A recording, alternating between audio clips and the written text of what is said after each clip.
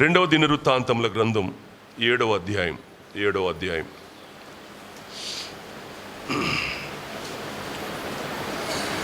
14, 15, 16 వచనాలు.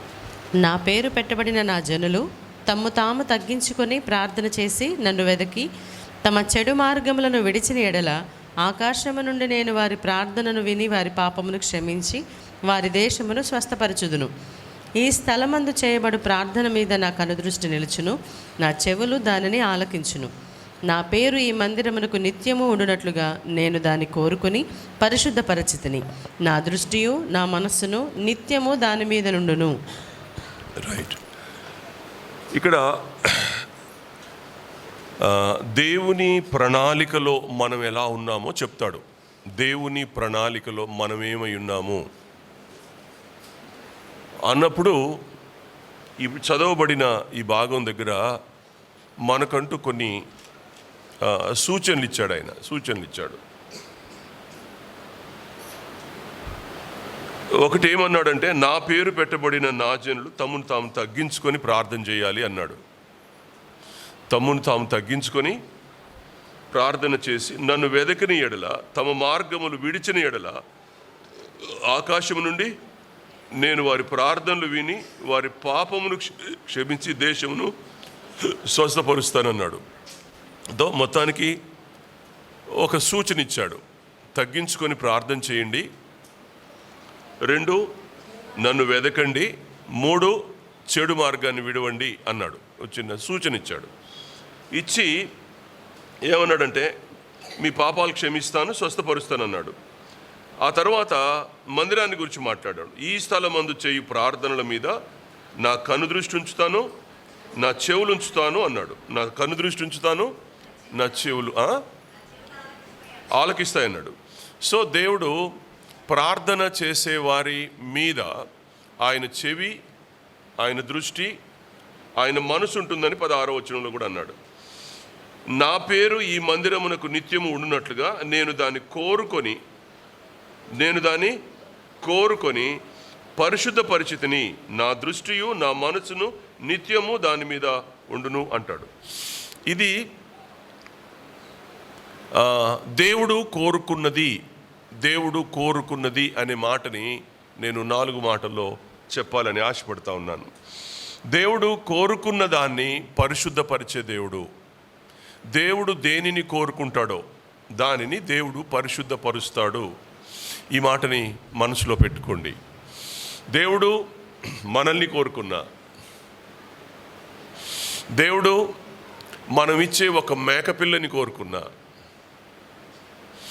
దేవుడు మనం ఇచ్చే ఒక అర్పణను కోరుకున్నా, దేవుడు దేన్నైనా కోరుకుంటే కోరుకున్న దానిని పరిశుద్ధపరిచే దేవుడు. ఇది మనం ఇక్కడ గమనించాల్సిన అవసరం ఉంది. సో దేవుడు కోరుకున్న దాన్ని మందిరంలో చూస్తాడు. అందుకని అన్నాడు, వారి ప్రార్థన వైపు నా చెవులు, వారి మీద నా కనుదృష్టి, నా మనసు, 3 ఉన్నాయి. 3 అన్నాడు. ఆయన మన ప్రార్థనల మీద, అందుకనే జనరల్గా ఏం చెప్తామనంటే మందిరంకి వచ్చి ప్రార్థన చేసుకోండి అని చెప్తా ఉంటాం. మందిరం అనేది ఆయన కోరుకున్న స్థలం కనుక, మందిరం అనేది, నేను ఆరాధన వర్తమానం చెప్పాను, మోరియా పర్వతం మీద మందిరం కట్టాలన్న కోరిక ఎవరిది? దేవుందే. దేవుడు దావీదుకి ఇచ్చాడు, దావీదు సొలొమోను ద్వారా మందిరం కట్టించాడు. ఈ కోరిక దేవుంది. దేవుడు ఒక మందిరాన్ని ఇచ్చాడు అని అంటే ఆ మందిరం మీద దేవుని కోరిక ఉంది.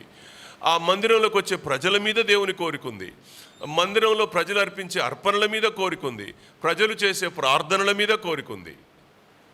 ఆయన కోరిక ఏంటి? ప్రార్థించే వారి మీద తన కోరిక ఏంటి అని ఆలోచిస్తే వాళ్ళ చెవులు, ఆయన చెవి తెరిచి, ఆయన ఆలకించి చెవి ఒగ్గుతానన్నాడు.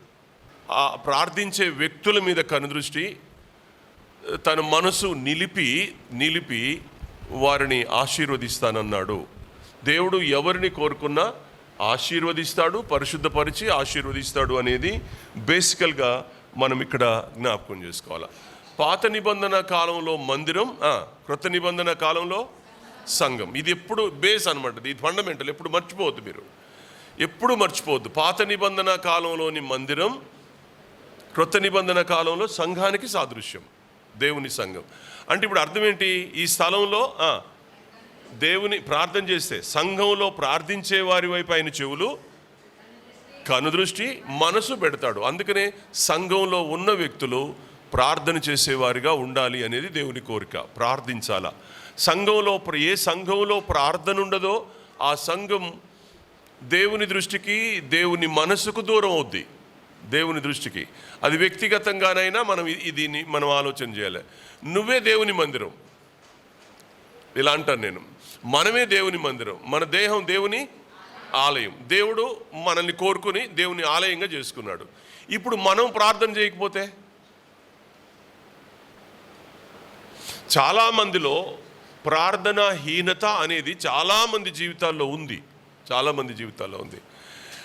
ప్రార్థించే దేవుడు కోరుకున్న స్థలంలో నుండి మనం ప్రార్థన చేస్తే ఆయన చెవి యొగ్గి ఆలకిస్తాడు, దృష్టి పెడతాడు, మనసు పెట్టి దీవిస్తాడు.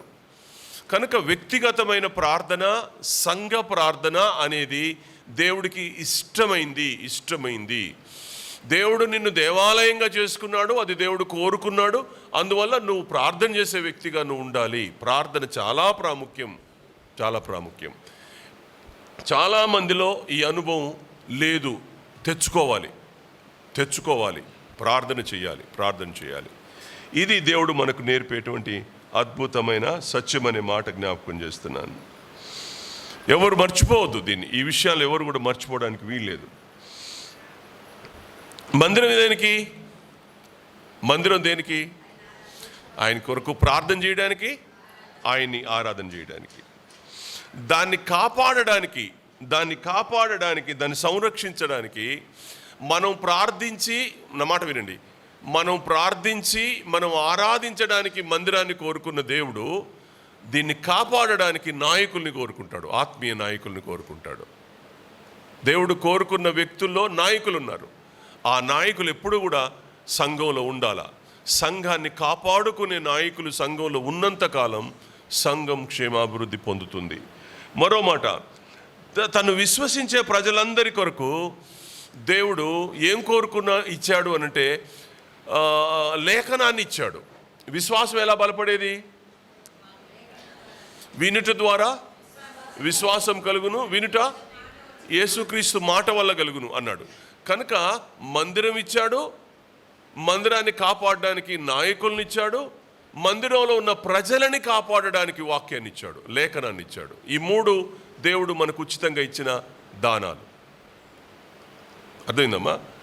మందిరం ఇచ్చాడు, 2 మందిరాన్ని కాపాడడానికి నాయకులను ఇచ్చాడు, 3 ప్రజలకు కావలసిన వాక్యం ఇచ్చాడు, లేఖనాన్ని ఇచ్చాడు. ఈ 3 దేవుని సంఘంలో లేకపోతే, మందిరం లేకపోయినా, సరైన నాయకులు లేకపోయినా, సరైన లేఖనం లేకపోయినా, సంఘంలో ఆత్మీయమైనటువంటి అభివృద్ధి, క్షేమస్థితి కనబడదు. అది ఉండాలా. అందుకనే దేవుడు మనకు లేఖనాన్ని ఇచ్చాడు అనే మాటని నేను ఇక్కడ చాలా, నాయకులను ఇచ్చాడు, దావీదుని ఇచ్చాడు, అబ్రహాంని ఇచ్చాడు, పెద్ద వాళ్ళందరినీ మన కొరకు దానంగా ఇచ్చాడు. వాళ్ళందరినీ మన మోడల్గా తీసుకోవాలి. ఎవరిని దేవుడు మంచి ఆత్మీయమైన నాయకుల్ని మన కొరకు ఇచ్చాడో, లేఖనాల్లో వచ్చిన వారిని చూడాలా, భౌతికంగా మనకు మాదిరిగా ఉన్న మన పెద్దవాళ్ళని కూడా మనం చూసి వారిని అనుసరించాల్సిన అవసరత మనకుంది. మన నాయకులు మన కొరకు ప్రార్థన చేయకపోతే, మన నాయకులు మన కొరకు భారం భరించకపోతే, మన నాయకులు మనకు నేర్పకపోతే మనం కూడా అలాగే ఉంటాం. కాబట్టి మనల్ని కాపాడుకునేది ఎవరు? నువ్వు ప్రార్థన చేసినా చేయకపోయినా నీ కొరకు ప్రార్థన చేసే నాయకులు నీ కొరకు ఉండడం నీకు ఆశీర్వాదకరం. దేవుడు కోరుకునే వాళ్ళని ఆ స్థలాల్లో ఉంచాడు. దీన్ని ఎప్పుడు కూడా మనం మర్చిపోవద్దు. ఎంత బలహీనంగా ఉన్నా వాళ్ళు ప్రార్థన చేసేటప్పుడు మోకరిల్లి అందరినీ ఒకసారి గుర్తు చేసుకొని ప్రార్థన చేసి ముగించుకుంటారు. కారణం, కొద్దిమంది ప్రజల్లో ప్రార్థన చేసుకునే అనుభవాలు ఉండవు. తింటారు, హాయిగా పడుకుంటారు. కానీ పెద్దలు అలా ఉండరు. తప్పకుండా సంఘాన్ని ఈ రాత్రి కాపాడండి, పొద్దుటే మళ్ళీ వాళ్ళకు జీవం ఇవ్వమని ప్రార్థన చేసి పడుకుంటారు. వాళ్ళ ప్రార్థన మనకు కాపుదల, పెద్దవాళ్ళ ప్రార్థన మనకు కాపుదల. దీన్ని మనం మర్చిపోవద్దు. ఇక్కడికి వస్తాను. నేను త్వరగా చెప్పడానికి ప్రయత్నం చేస్తాను. అపోస్తల కార్యాలు అపోస్తుల కార్యాలు 17వ అధ్యాయం 11వ వచనం ఒకసారి చూద్దాం. వీరు తెస్సలోనికలో ఉన్న వారి కంటే ఘనులై ఉండిరి గనుక ఆసక్తితో వాక్యమును అంగీకరించి పౌలును శీలయును చెప్పిన సంగతులు అలాగున్నవో లేవో అని ప్రతిదినమును లేఖనములు పరిశోధించుచూ వచ్చిరి. మాసిదోనియా వాళ్ళేనా అమ్మా? బెరియా వాళ్ళ, మాసిదోనియా వాళ్ళ? వెంటనే సహోదరులు రాత్రివేళ పౌలును శీలను బెరయాకు పంపించిరి. రైట్. బెరియా సంఘస్థులు, అమ్మా మీరు విన కొద్దిసేపే, నేను చాలా త్వరగా ముగిస్తాను. బెరియా సంఘస్థులు పౌలు చెప్పే బోధలో ఎంత నిజం ఉంది, ఎంత అబద్ధం ఉందో పరిశీలనగా తెలుసుకున్నారంట. లేఖనం పౌలంతటి వాడు వాక్యం చెప్పినప్పుడు అవి సరిగా ఉన్నాయా లేవా అని పరిశోధించగలిగినటువంటి సంఘం దేవుడు కోరుకుంటున్నాడు.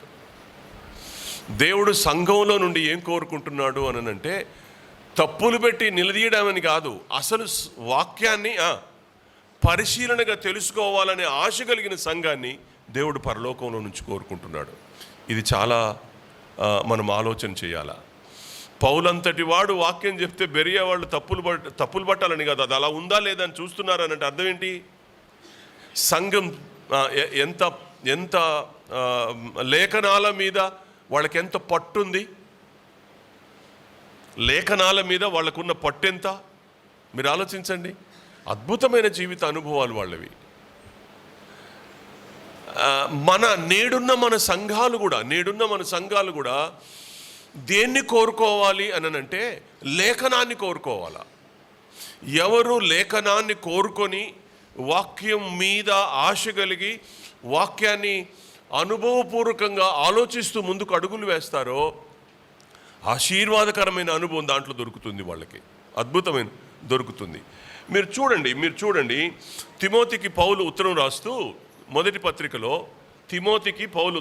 తన మొదటి పత్రికలో 2వ అధ్యాయం 4వ వచనంలో ఒక మాట అన్నాడు. 2వ అధ్యాయం 4వ వచనం, ఆయన మనుషులందరూ రక్షణ పొంది సత్యమును గూర్చిన అనుభవ జ్ఞానము గలవారై ఉండవలనని ఇచ్చేయించుచున్నాడు. ఎందుకన్నాడు ఈ మాట? మనుషులందరూ రక్షణ పొంది సత్యమును గూర్చిన అనుభవ జ్ఞానము గలవారై ఉండవలనని ఇచ్చేయించుచున్నాడు. ఈ మాట మీరు ఆలోచించండి. అందరికీ కావాలా? కొద్దిమందికి కావాలా? అందరికీ కావాలా? ఏం కావాలా? సత్యమును గూర్చిన అనుభవ జ్ఞానం. సత్యమును గూర్చిన అనుభవ జ్ఞానం మనందరికీ ఉండాలని దేవుడే నిశ్చయించాడు. దాన్ని మన నుండి కోరుకుంటున్నాడు. ఒక మాట చెప్పాలంటే దేవుడు మన నుండి కోరుకుంటున్నాడు.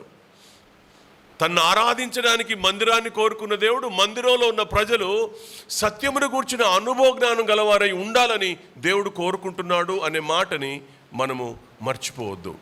అది ఉందా లేదా అని అంటే అది మనం ఆలోచన చేసుకోవాలి. అది నీలో ఉందా లేదా, ఆ కోరికైనా నీలో ఉందా లేదా, అసలు దాన్ని ఆలోచిస్తున్నావా లేదా, అది నువ్వు చూసుకోవాలి. వ్యక్తిగతమైంది. సేవకుడు వాక్యం చెప్తున్నప్పుడు ఆ సత్యాన్ని గూర్చిన అనుభవం, ఆ సత్యాన్ని గూర్చిన జ్ఞానం, సత్యాన్ని గూర్చిన వివరణ నీ అంతరంగాన్ని తడుతుందా లేదా అది ఆలోచించుకుంటే మంచిది అనే మాట నేను ఇక్కడ జ్ఞాపకం చేస్తున్నా. నాకు అనిపిస్తుంది ఈ లేఖనం ఎందుకు అసలు మనకి, ఈ లేఖనం అనేది అసలు ఎందుకు మనకి అవసరమా? లేఖనం లేకపోతే బ్రతకమా? ఇవాళ లోకం అంతా బ్రతకడం లేదా? ఇవాళ లోకంలో ఉన్న వాళ్ళందరూ బ్రతకడం లేదా? అందరూ బ్రతుకుతున్నారు, మనం కూడా బ్రతుకుతున్నాం. అందరూ బ్రతుకుతున్నారు, మనము బ్రతుకుతున్నాం. కానీ నిత్య జీవానికి వారసులైన వారు, ఆశీర్వాదం కొరకు పిలువబడిన వారు, నిత్య జీవానికి దేవుడు ఎవరిని సిద్ధపరుస్తున్నాడో, ఎవరిని ఆశీర్వాదం కొరకు దేవుడు పిలిచాడో వాళ్ళలో లేఖనం ఉండాలి అని దేవుడు కోరుకుంటున్నాడు. వాళ్ళే ఏమవుతారంటే సత్యమును గూర్చిన అనుభవ జ్ఞానాన్ని వెతుకుతారు. వాళ్ళు సత్యాన్ని గురించిన అనుభవ జ్ఞానాన్ని వెతుకుతారు. వాళ్ళు అలా వెతకగలిగిన అనుభవం మనకు అవసరం. అది ఎక్కడ దొరుకుద్ది? లేఖనంలో దొరుకుద్ది. అది ఎక్కడ దొరుకుద్ది? 119వ కీర్తన 30వ చరణం చూడండి. 30వ చరణం సత్య మార్గమును నేను కోరుకొని ఉన్నాను, నీ న్యాయ విధులను నేను నా ఎదుట పెట్టుకొని ఉన్నాను. దేవుడు కోరుకుంది ఏంటంటే సత్య మార్గం. దేవుడు ఏది కోరుకున్నాడు? విశ్వాసి జీవితంలో దేవుడు ఎవరిని ఆశీర్వదించడానికి, ఎవరిని నిత్య జీవానికి వారసునిగా చేయాలని అనుకుంటున్నాడో ఆ కోరుకున్న వ్యక్తులలో ఏముండాలని కోరుకుంటున్నాడు అనంటే సత్య మార్గాలు నీ జీవితంలో ఉండాలని, న్యాయ విధులు నీ జీవితంలో ఉండాలని దేవుడు కోరుకుంటున్నాడు. దేవుడు కోరుకోవడమే.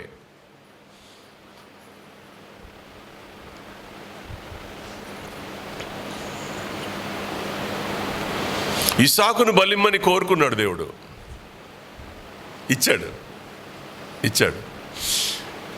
కొడుకుని కోరుకుంటే ఇవ్వగలిగినటువంటి భక్తులున్న కాలం లోకం ఇది.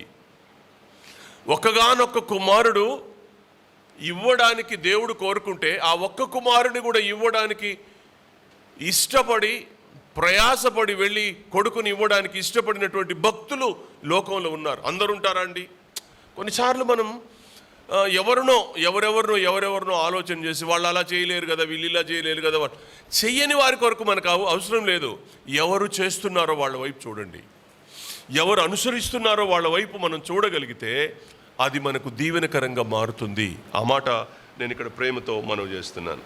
సో దేవుడు మన జీవితాల్లో, సంఘ జీవితంలో ఏం కోరుకుంటున్నాడంటే సత్య మార్గం మనలో ఉండాలని, న్యాయ విధులు మన జీవితంలో ఉండాలని కోరుకుంటున్నాడు అంటాడు. 173వ చరణం చూడండి, అందులోనే 173వ చరణం, 119, 173. నేను నీ ఉపదేశములను కోరుకొని ఉన్నాను, నీ చెయ్యి నాకు సహాయమగునుగాక. ఉపదేశం అంటే ఎక్కడి నుంచి వస్తుంది? ఒక ఉపదేశం ఎక్కడి నుంచి వస్తుంది? లేఖనంలో నుంచే వస్తుంది. ఆయన కోరుకుంటున్నాడు. తాను కోరుకుంది ఏంటి అనంటే ఉపదేశం. భక్తుడు ఏం కోరుకోవాలి, విశ్వాసి ఏం కోరుకోవాలి అని అంటే దేవుని ఉపదేశాన్ని కోరుకోవాలా. కొన్ని మంచి మాటలు చెప్పండి. నాకు ఒక చెల్లి హైదరాబాద్లో ఉంటుంది, దీవెన అమ్మాయి పేరు, విజయవాడ డానన్న సంఘం. ఆ పాపకు భద్రాచలం అబ్బాయిని మ్యాచ్ కుదిరించి పెళ్లి చేశాను నేను. ఆ పాప హైదరాబాద్లో ఉంటుంది. ఆమెకు కవల పిల్లలు పుట్టారు. ఆ పాప అప్పుడప్పుడు నాకు ఫోన్ చేసి మొట్టమొదట నన్ను అడిగే మాట ఏంటనంటే బాగున్నారా అని అంటది. అడిగిన తర్వాత ఏదన్నా ఒక కొత్త విషయం బైబిల్లో నుంచి ఒక మంచి విషయం చెప్పండి అంకుల్ అంటది. భలే సంతోషం వేస్తుంది. ఆ ఒక్క పిల్లే అడుగుద్ది నన్ను. ఏమడుగుద్ది అంటే ఏదైనా బైబిల్లో నుంచి ఒక కొత్త సంగతి చెప్పండి అంటది. అనగానే ఆ సడన్గా నన్ను అడిగితే ఏది నా నోట్లో ఉంటుందో, ఏది మంచి మాటో దేవుడు అప్పటికప్పుడు ఏదైనా జ్ఞానం ఇచ్చి అందిస్తే ఆ మాట చెప్పి ముగిస్తే మంచిది అంకుల్, చాలా వందనాలని చెప్పి మళ్ళీ ఫోన్ పెట్టేస్తుంది. దేవుని పిల్లలు ఏం కోరుకోవాలి అనంటే దేవుని ఉపదేశాన్ని. ఉపదేశించదగినటువంటి సేవకుని దగ్గర ఉపదేశాన్ని కోరుకునేది దేవుని సంఘమై ఉండాలి. ఉపదేశకుడు దేవుని నుంచి కోరుకునేది లేఖనమే. ఆ లేఖనం సేవకుల్లో, పెద్దల్లో, అనుభవజ్ఞుల్లో ఉంటే, అది సత్యముని గురించిన అనుభవ జ్ఞానం వాళ్ళకుంటే వాళ్ళు దేవుని సంఘానికి ఉపదేశాన్ని ఉపదేశిస్తారు. ఉపదేశం రెండు విధాలు. ఒకటి బైబిల్ చదివి చెప్పడం, లేఖనం ఎత్తి చెప్పడం. 2 జీవితం ద్వారా ఉపదేశించడం, మన జీవితం ద్వారా ఉపదేశించి చెప్పడం. మనలో అలాంటి వ్యక్తులు మన సంఘాల్లో కూడా ఉన్నారు. వాళ్ళు ఒక్కొక్కరు ఒక్కొక్క మాదిరిని చూపించినటువంటి వాళ్ళు పెద్దలు మనకున్నారు. దాన్ని బట్టి దేవుని మనం స్తుతించాలి. మనం కేవలం బోధ చేయడం మాత్రమే సేవ అని అనుకుంటే తప్పు. బోధ చేయడం ఒక్కటే సేవ కాదు, జీవితాన్ని చూపించడం కూడా ఒక బోధే. మన జీవన విధానం ద్వారా, జీవన శైలి ద్వారా మనం ఇతరులకు బోధించదగినటువంటి. అందరికీ వాక్యం రాదు. డిఎల్ మూడి చెప్పిన మాట అదే. డిఎల్ మూడి గారు ఏమన్నాడు అనంటే మీ జీవితం బోధగా మార్చుకోండి అన్నాడు. చాలామందికి బోధించడం రాదు. బోధించడం రానంత మాత్రాన వాళ్ళు అయోగ్యులేనా, యోగ్యతను కోల్పోయారైనా? కాదు. వాళ్లకు వాక్యం చెప్పలేకపోవచ్చు కాక, కానీ వాళ్ళ జీవితం ద్వారా దేవుణ్ణి చూపిస్తారు వాళ్ళు. అదెంత అద్భుతమైన అనుభవం. మన జీవితం ద్వారా దేవుడు ఏం కోరుకుంటున్నాడు అంటే మన జీవితం ద్వారా లోకానికి బోధ అందాలని దేవుడు కోరుకుంటున్నట్లు అనిపిస్తూ ఉంది. కొన్నిసార్లు విశ్వాసులు ఏమవుతారు అని అంటే, అదే 119వ కీర్తన 25వ చరణం కూడా చదువునాను. కొన్నిసార్లు విశ్వాసులు ఏమవుతారో చెప్తాను నేను ఇక్కడ. నా ప్రాణము మంటిని హత్తుకొనుచున్నది, నా ప్రాణము మంటిని హత్తుకొనుచున్నది, నీ వాక్యము చేత నన్ను బ్రతికింపుము. అంటే మంటిని హత్తుకుంటుందంటే అర్థం ఏంటి? నా ప్రాణము మంటిని హత్తుకుంటుంది అని అంటే అర్థం ఏంటి? అంటే అంటే జీవితంలో మరణానుభవం. మట్టి అనగానే లోకం, దేశం అంటే మట్టి కాదు, మనుషులు అన్నాడు కదా. అంటే మట్టి అనగానే ఇక్కడ అర్థం ఏంటంటే లోకం మనల్ని ఆకర్షిస్తుంది. లోకం మనల్ని ఆకర్షించి మట్టి వారిగా మార్చుద్ది. మన ప్రాణం మట్టిని హత్తుకునేటట్టు చేస్తుంది. మనం లోకాన్ని హత్తుకొని జీవించేటట్టుగా చేస్తుంది లోకం. అయితే మట్టిని హత్తుకున్న ఈ లోకాన్ని హత్తుకొని లోకంలో జీవిస్తున్నటువంటి ఒక విశ్వాసికి ప్రాణం పోసేది ఏది? వాక్యం. దేవుని వాక్యం మనకు ప్రాణం పోయకపోతే ఆ మట్టిని అలాగే హత్తుకుంటాం, ఆ మట్టిలోనే కలిసిపోతాం. మట్టిని హత్తుకున్న మన ప్రాణం మట్టిలో కలిసిపోతుంది. అది అందుకని లోకంలో నుంచి మనం వెంటనే బయటికి రావాలా. లోక సంబంధమైన పాప జీవన శైలి ఎప్పటికైనా మనల్ని పతనం చేస్తుంది. కానీ దేవుని వాక్యం దగ్గరికి మనం వస్తే, దేవుడు కోరుకున్నది దేవుని వాక్యం, ప్రజలు కోరుకుంది దేవుని వాక్యం. దేవుని వాక్యం అనేది మన జీవితంలో ఉంటే అది మంటి నుండి మన ప్రాణాన్ని లేవనెత్తుతుంది, బ్రతికిస్తుంది. మళ్ళీ చదవండి అవచ్చును. నా ప్రాణం మంటిని హత్తుకొనుచున్నది, నీ వాక్యము చేత నన్ను బ్రతికించు. నీ వాక్యం చేత నన్ను బ్రతికించు. భక్తుడు ఎందుకు ఇంత ప్రాణం పెట్టి అడుగుతున్నాడు? దావీదు ఇంత ప్రాణం పెట్టి ఎందుకు అడుగుతున్నాడు? అయ్యా, అప్పుడప్పుడు నా మనసు లోకంలోకి చెలిస్తుంది, అప్పుడప్పుడు లోకం నన్ను పిలుస్తుంది, నేను అప్పుడప్పుడు సహవాసంలో నుంచి బయటికి పోతున్నాను, లోకం నన్ను ఆకర్షిస్తుంది, నేను కాని స్థలాల్లో నిలబడవలసిన పరిస్థితి వచ్చింది.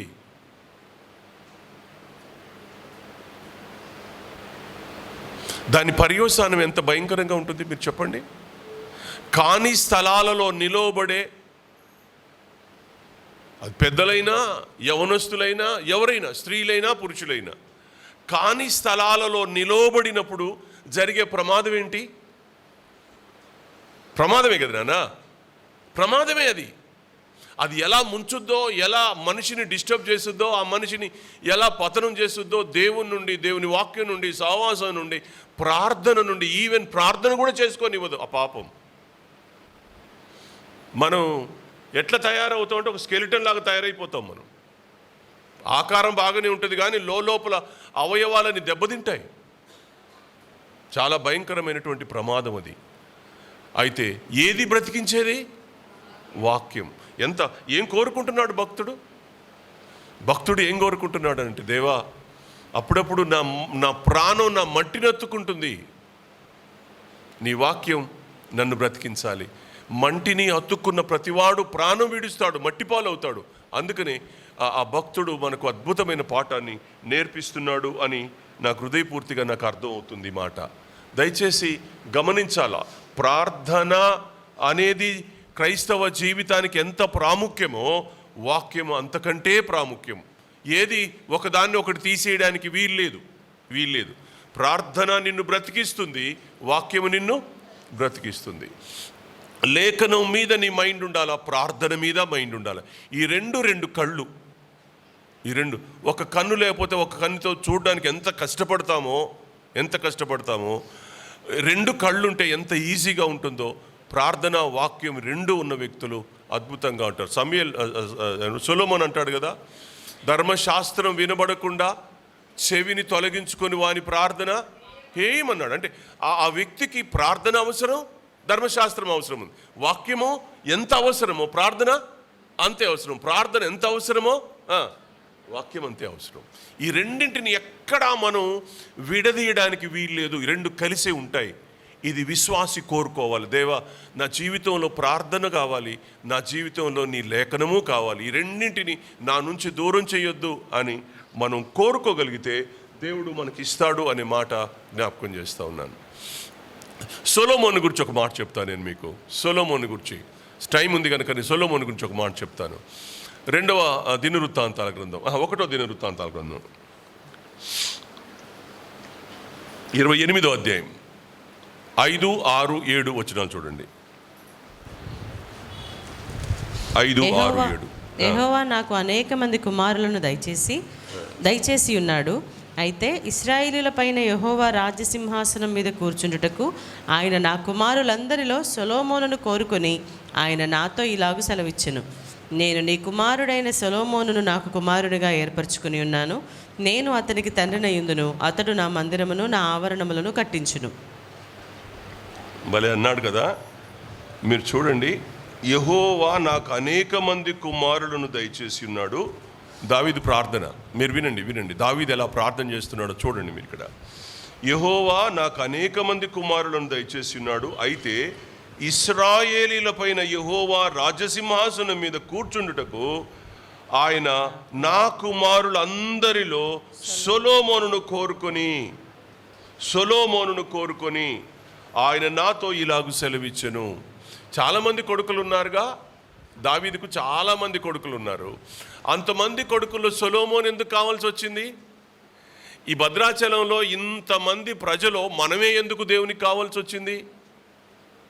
దేవుడు మన కుటుంబాలలో, మన బంధువర్గంలో, మన రక్త సంబంధుల్లో చాలామంది ఉన్నారు. అందులో ఎందుకు మనం కావాలా? సుగుణమ్మ గారు అంత అవసరమా దేవునికి? సునీతమ్మ గారు అంత అవసరమా దేవునికి? మీరే చెప్పండి. మనం అవసరమా? అంటే దేవుడికి అవసరం లేకపోతే నిన్నెందుకు కోరుకున్నాడు? దేవుడికి అవసరం లేకపోతే ఇంతమంది లోకంలో మన రక్త సంబంధులు మనవాళ్ళు బోలెడంతమంది ఉండగా ఇంతమందిని కాదని మనల్నే ఎందుకు కోరుకున్నాడు? గుర్తుపెట్టుకోండి, దేవుడు ఎవరిని కోరుకున్నా ఏం చేస్తాడన్నాను? పరిశుద్ధపరుస్తాడు, ఆశీర్వదిస్తాడు. పరిశుద్ధపరుస్తాడు, కాపాడతాడు, కాపాడి ఆశీర్వదిస్తాడు. ఇది బేస్ అన్నమాట ఇది. కనుక దేవుడు నిన్నే ఎందుకు కోరుకుంటున్నాడు? దేవునికి కావాలి, నువ్వు కావాలి దేవునికి నువ్వు నేను కావాలి దేవునికి. అందుకనే దేవుడు మనల్ని కోరుకుంటున్నాడు. సొలొమోని కోరుకున్నాడు. దావీదు చెప్తున్నాడు సొలొమోని కోరుకున్నాడు. ఇలా అన్నాడట, ఏమన్నాడట? 6వ వచనం అంటాడు, నేను నీ కుమారుడైన సొలొమోనును నాకు కుమారునిగా ఏర్పరచుకొని ఉన్నాను అంటాడు. ఎవరి కుమారుడు సొలొమోను? సొలొమోను ఎవరి కుమారుడు? దావీదు కుమారుడు. కానీ దేవుడు ఏమంటున్నాడు? నాకు కుమారుడు. గుర్తుపెట్టుకోండి, మనము దేవుని చేత కోరుకున్న ప్రజలమవుతే దేవుని కుమారులం అవుతాం.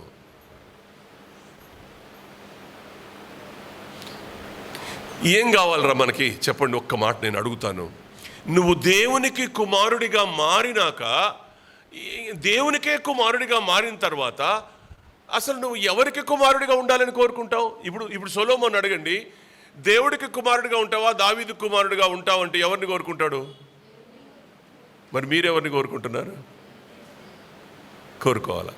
దేవుడు మనకు తండ్రి అయ్యాడు, మనం ఆయనకు కుమారులు. నువ్వు దేవుని చేత కోరుకోబడిన వ్యక్తి అవుతే నువ్వు దేవుని కుమార్తెవు, కుమారుడివి. ఇందులో ఏమీ అనుమానపడాల్సిన పని లేదు.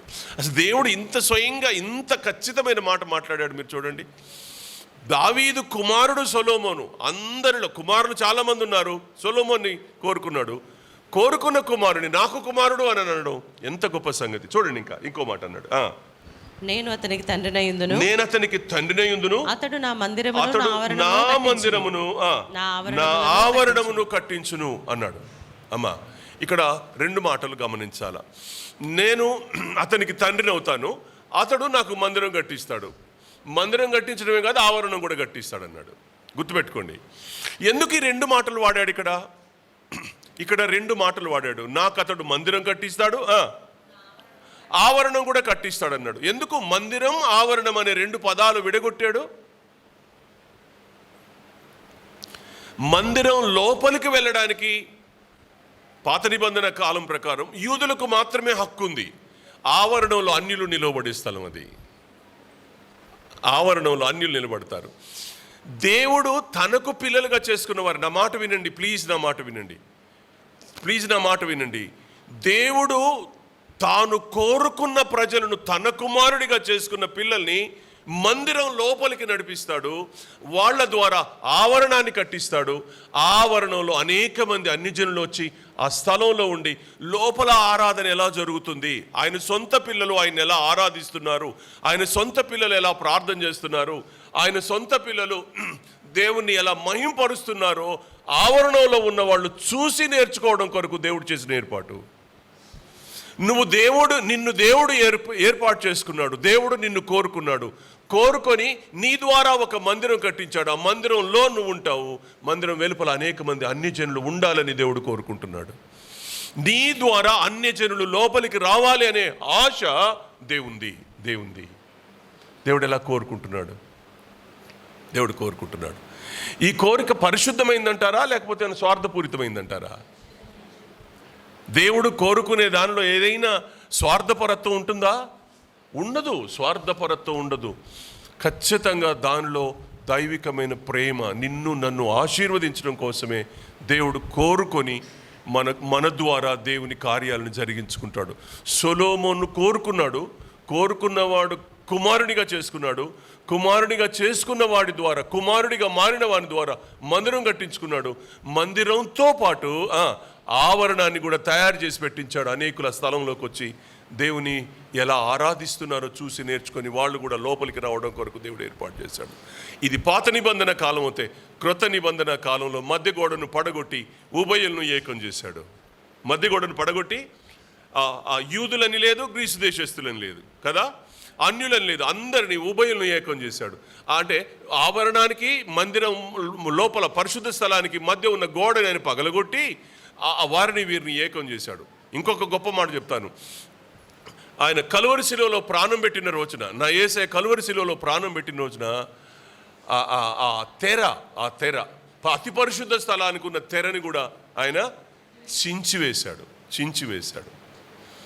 ఇప్పుడు ఆ తెర కూడా చిరిగిపోవడం ద్వారా మనకేం పాఠం అనంటే, ఇప్పుడు 3 భాగాలు కనబడుతున్నాయి మందిరంలో: ఆవరణం, పరిశుద్ధ స్థలం, అతి పరిశుద్ధ స్థలం. అతి పరిశుద్ధ స్థలంలోకి ఎవరు వెళ్ళడానికి వీల్లేదు, మందసం మాత్రమే ఉంటుంది అక్కడ. ప్రధాన యాజకుడు సంవత్సరానికి ఒక్కసారి వెళ్ళాలా. అలాంటి తెర నిలువుగా చీలిపోయింది. ఇప్పుడు పరిశుద్ధ స్థలంలో ఉన్నవాళ్ళు లోపలికి వెళ్ళొచ్చు, ఆవరణంలో ఉన్న వాళ్ళు కూడా లోపలికి వెళ్ళిపోవచ్చు అనడానికి సూచనగా ఆ అడ్డంగా ఉన్న తెరని కూడా దేవుడు చీల్చి పడేశాడు. ఎక్కడ? కలువరి కొండ మీద. కలువరి ప్రేమ మనల్ని అందరినీ ఏకం చేసింది, ఐక్యపరిచింది. కలువరి ప్రేమ మనల్ని ఐక్యపరచకపోతే, ఒక మాట మీరు గమనించండి, మందిరంలో కూర్చున్న మనం అందరి ఒకటే కులమా? అందరం ధనవంతులమా? అందరం పేదవాళ్ళమా? చెప్పండి. కానీ పాత్రలో అందరం ఒక్కసారి చేయి వేస్తున్నాం. లేఖనం అందరికీ ఒక్కసారే. అందరం ఒకటే స్థలంలో, మందిరంలో మనం వేరువేరు సంస్కృతి, వేరువేరు భావాలు, వేరువేరు మనస్తత్వాలు కలిగిన మనందరినీ దేవుడు ఒక చోట కూర్చడం వెనకాల దేవుని కోరికుంది. మనం ఇలా ఐక్యంగా ఉండి దేవుణ్ణి ఆరాధించడం అనే కోరిక దేవునిది. దేవుడు అది మన జీవితాల్లో నుంచి కోరుకుంటున్నారు అనే మాటని నేను ఇక్కడ ప్రేమతో మీకు మనవి చేస్తా ఉన్నాను. 7వ వచనం చూడండి. 7వ వచనం మరొకసారి. ఆవరణం కట్టించును, మరియు నేటి దినమున చేయుచున్నట్లు అతడు ధైర్యం వహించి నా ఆజ్ఞలను నా న్యాయ విధులను అనుసరించిన ఎడల నేను అతని రాజ్యమును నిత్యము స్థిరపరచుదును. సో దేవుడు రాజ్యాన్ని స్థిరపరుస్తాడు. అనుసరణ ఇచ్చాడు. చూడండి, అయోగ్యుడు సొలొమోను. వాస్తవానికి సొలొమోను ఎవరికి పుట్టాడు? బెత్షెబాకు పుట్టాడు కదా. బెత్షెబా కంటే ముందు తాను పెళ్లి చేసుకున్న భార్యలు ఉన్నారు, అవునా? పెళ్లి చేసుకున్న తన మొదటి భార్యకు పుట్టిన పిల్లల్ని దేవుడు కోరుకోలా.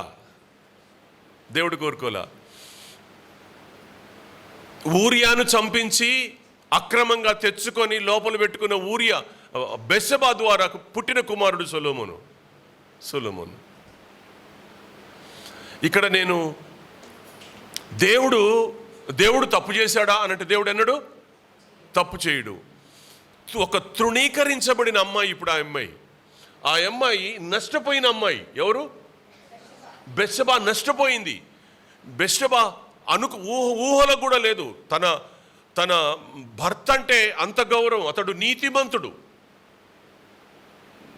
మందిరం కట్టించేటప్పుడు నేను కడతాను అనంటే, నీ చేతులు రక్తంతో తడిశాయి అని ఎందుకు చెప్పాల్సి వచ్చింది దేవుడు అనంటే, ఊరియాను చంపించినందుకు. నీతిమంతుడని ఊరియాను చంపించినందుకే నీ చేతులు రక్తంతో నిండాయి, నువ్వు మందిరం కట్టడానికి వీల్లేదు, నీ కుమారుడైన సొలొమోనుతో కట్టించుకుంటానన్నాడు. అప్పుడే అన్నాడు ఆ మాట, నీ కుమారుడైన సొలొమోనుతో. అంటే నీతిమంతుని చంపించే ఆ అమ్మాయిని ఒంటరిదాన్ని చేస్తావేమో, అలా చెయ్యకు. ఆ అమ్మాయిని నీ జీవిత భాగస్వామిగా చేసుకో. ఆమె ద్వారా పుట్టబోయే కొడుకు ద్వారా నేను మందిరాన్ని కట్టించుకుంటాను. దేవుడు అన్యాయం జరిగిన చోట న్యాయాన్ని జరిగించే దేవుడే తప్ప, తన సొంత కుమారులకు ఆ రాజ్యం ఇస్తే, బెత్షెబా ఏమంటది? రేపు బెత్షెబా ఏమంటది? నేను అరువు తెచ్చుకున్న భార్యనే కదా, నా బిడ్డలు నిన్ను దూరం చేసావని అంటది రేపు. ఒక న్యాయం అనేది చచ్చిపోద్ది. దేవుడు న్యాయాన్ని నిలవబెట్టడం కోసం సొలొమోను దేవుడు ఏర్పాటు చేసుకున్నాడు. అద్భుతమైన కార్యం చేశాడు దేవుడు చేశాడు. సొలొమోను దావీదు కుమారుడైన నా కుమారుడు అన్నాడు. తన ద్వారానే మందిరం కట్టించుకున్నాడు. తన ద్వారానే నీతి న్యాయ విధులు కొనసాగించాలని దేవుడు చూశాడు. ఇంత అద్భుతమైన ప్రణాళిక దేవునిది. ఇక్కడ ఆయన అన్న మాటలో ఆయన రాజ్యాన్ని స్థిరపరుస్తాను అనే మాట. దేవుని పిలుపు అందుకొని దేవుని కోరిక మేరకు తలలు వంచే ఏ వ్యక్తినైనా దేవుడు స్థిరపరుస్తాడే తప్ప, తన కుటుంబాన్ని స్థిరపరుస్తాడు, తానున్న స్థితిగతులను స్థిరపరుస్తాడు, తనకున్న సమస్తాన్ని దేవుడు స్థిరపరుస్తాడు, కొట్టివేయడు. సొలొమోనుకు రాజ్యం ఉంది కనుక దాన్ని స్థిరపరిచాడు. నీకు నాకు రాజ్యం లేదు, ఏముంది? మన కుటుంబం ఉంది, మన కుటుంబాన్ని స్థిరపరుస్తాడు. మనకు సంఘం ఉంది, సంఘాన్ని స్థిరపరుస్తాడు. నీ ఆత్మ ఉంది, ఆత్మను స్థిరపరుస్తాడు. నీకు లేఖనం ఉంటే లేఖనం స్థిరపరుస్తాడు. నీకు దేవుడు ఏది ఇచ్చాడో దాన్ని అంతా స్థిరపరుస్తాడు. దేవుడు స్థిరపరిచే దేవుడు అనే మాట నేను ఇక్కడ మీకు జ్ఞాపకం చేస్తూ ఉన్నాను. మీరు చూడండి చాలామంది ఏం చేస్తారంటే, ఎందుకు ఈ మాట రాయవలసి వచ్చింది దేవుడు అని అంటే, అన్నీ కలగగానే ఆశల్లో పడి ఏమవుతాడు మనిషి? అన్నీ కలగగానే డబ్బు వచ్చింది, ఇంకేమొచ్చింది? పేరు ప్రతిష్టలు వచ్చినాయి, అన్నీ వచ్చిన తర్వాత మనిషి ఏంటంటే దాని ఆశల్లో పడి మట్టినెత్తుకుంటాడు. ఇంతకుముందు మనం చదివాం కదా, 119:25 చరణం ప్రకారము అన్నీ కలిగిన తర్వాత లోకాశలకు గురయ్యి ఆశల్లో పడిపోయి ఆ మట్టిని అత్తుకుంటాడు. ఆ మంటిని ఎప్పుడైతే అంటుకుంటాడో అప్పుడు మళ్ళీ తిరిగి లేఖనం లేపి నిలవబెడుతుంది. సొలొమోను పిలిచాడు, సొలొమోనుకు లేఖనాన్ని ఇచ్చాడు. ఆయన రాజ్యాన్ని స్థిరపరచడానికి దేవుడు ఇష్టపడ్డాడు. ఎందుకు ఈ మాట నేను మీతో చెప్తున్నాను? 119వ కీర్తన 87వ చరణం చూడనా. 187వ కీర్తన 19వ కీర్తన 87వ చరణం. భూమి మీద నుండకుండా వారు నన్ను నాశనము చేయుటకు కొంచెమే తప్పెను, అయితే నీ ఉపదేశములను నేను విడువకయున్నాను. నీ ఉపదేశములను నేను విడువక ఉన్నాను అంటాడు. నీ ఉపదేశములను నేను విడువక ఉన్నాను అంటాడు. చదువునా తర్వాత మాట. నీవు నియమించిన శాసనమును నేను అనుసరించినట్లు నీ కృపచేత నన్ను బ్రతికింపుము. ప్రతి మాట 87వ చరణంలో అంటాడు, చరణంలో భూమి మీద నుండకుండా వారు నన్ను నాశనం చేయుటకు కొంచెమే తప్పెను, అయితే నీ ఉపదేశములను నేను విడువక ఉన్నాను అన్నాడు. ఎందుకు దేవుడు దావీదు జ్ఞాపకం చేస్తున్నాడు? నీ ఉపదేశములను నేను విడవకుండా ఉన్నాను అనే మాట ఎందుకు జ్ఞాపకం చేస్తున్నాడు? వాళ్ళెవరో నన్ను చంపదూస్తూ ఉంటే వాళ్లకు నేను భయపడట్లేదు, నీ లేఖనానికి నేను భయపడుతున్నాను అన్నాడు. నీ లేఖనానికి నేను భయపడుతున్నాను, నీ లేఖనములను విడువక నేనున్నాను, నువ్వే నాకు ధైర్యం అన్నాడు. తర్వాత వచనం చూడండి, తర్వాత చరణం చూడండి. 88లో అంటాడు, నీవు నియమించిన శాసనములను నేను అనుసరించినట్లు నీ కృపచేత నన్ను బ్రతికించు అన్నాడు. లేఖనం మీద మైండ్ పెట్టాడు, లేఖనం మీద శాసనం మీద దావీదు మైండ్ పెట్టాడు. ఇంకో మాట అన్నాడు, తర్వాత చరణం. యెహోవా, నీ వాక్యం ఆకాశమందు నిత్యము నిలకడగా ఉన్నది. నీ వాక్యం ఆకాశమందు నిత్యము నిలకడగా ఉన్నది. నీ విశ్వాస్యత తరతరములు నీ విశ్వాస్యత తరతరములుండును. నీవు భూమిని స్థాపించితివి, అది స్థిరముగా ఉంది. సమస్తము నీకు సేవ చేయుచున్నవి. దేవుడు స్థిరపరిచిన వాటిలో భూమి ఒకటి అని మనం అనుకుంటే అది స్థిరంగా ఉందా లేదా? నేటి వరకు ఎన్ని వేల సంవత్సరాలైంది కదమ్మా? 6,000 సంవత్సరాలైంది భూమిని దేవుడు స్థాపించి. ఏమైంది? స్థిరంగా లేదా? ఎవరి కొరకు భూమిని స్థాపించింది? మన కోసం దేవుడు స్థిరంగా ఉంచాడు. దేవుడు ఏది కోరుకొని స్థాపించినా అది స్థిరంగా ఉంటుంది. నీలోని విశ్వాసాన్ని కూడా దేవుడు స్థిరపరుస్తాడు. కొన్నిసార్లు శత్రువు వెంటాడతాడుగా. విశ్వాస జీవితంలో కొన్నిసార్లు శత్రువు వెంటాడతాడు, మన జీవితాన్ని పతనం చేస్తాడు. మనం లోకాశల వైపు వెళ్ళి మట్టిని అత్తుకునే పరిస్థితి వస్తుంది మనకి. కానీ తిరిగి మళ్ళీ కృప, ఆయన వాక్యం, ఆయన లేఖనం, ఆయన కృప, ఈ రెండు మనల్ని మళ్ళీ తిరిగి బ్రతికిస్తాయి. ఇది మన జీవితంలో మనం నేర్చుకోవాలి. 92 చరణంలో చూడండి ఒక మాట అన్నాడు. నీ ధర్మశాస్త్రం నాకు సంతోషం ఇయ్యని ఎడల నా శ్రమయందు నేను నశించి ఉందును. నీ ధర్మశాస్త్రం నాకు సంతోషాన్ని ఇవ్వకపోతే ఏం లేదంటాడు ఆయన. విశ్వాసికి ధర్మశాస్త్రం మీద కోరిక, లేఖనం మీద కోరిక, విశ్వాసికి దేవుని వాక్యం మీద ఆశ ఎన్నడూ చావకూడదు. అవెప్పుడు స్థిరంగా ఉండాలా.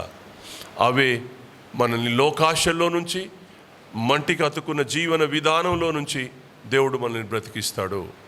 దేవుడు మనల్ని బ్రతికించి మన జీవితాల్లో స్థిరపరిచి ఇస్తానన్న నిత్య జీవం కూడా లేఖనంలో నుంచే మనకు దొరుకుద్ది తప్ప మరి దేనిలో నుండి కూడా మనకు దొరకదు. అందుకనే విశ్వాసి అయిన ప్రతివాడు లేఖనం దగ్గరికి రావాలి. ఈ రోజుల్లో లేఖనం అంటే ఇష్టపడట్లా, సహవాసం అంటే ఇష్టపడట్లా. ఆదివారానికి పరిమితం కాకండి, ఆదివారానికి మాత్రమే పరిమితం కాకండి. ప్రేమతో దేవుని సన్నిధికి రండి, వాక్యాలు వినండి, దీవించబడండి. దేవుడు మిమ్మల్ని స్థిరపరిచి బలపరిచి కాపాడునుగాక. ఆమేన్. ప్రార్థన చేసుకుందాం.